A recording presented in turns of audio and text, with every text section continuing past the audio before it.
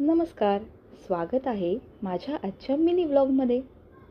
या भागात आपण नागपूरपासून 50 किलोमीटर असलेल्या रामटेक या तालुक्यातील प्रसिद्ध गडमंदिराची सफर करणार आहोत.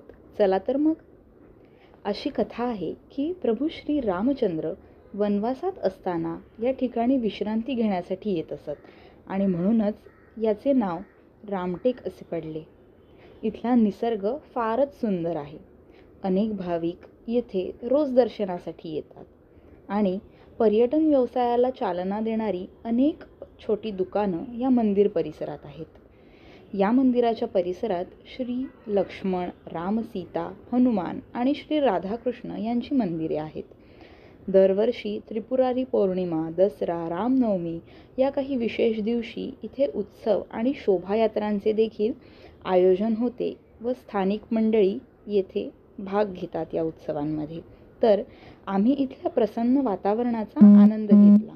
तुम्हालाही या देवस्थानाला भेट द्यायची असेल तर त्याची ऑफिशियल वेबसाईट लिंक मी डिस्क्रिप्शन बॉक्समध्ये दिलेली आहे. ती जरूर चेकआउट करा आणि शेवटपर्यंत ब्लॉग बघण्यासाठी धन्यवाद.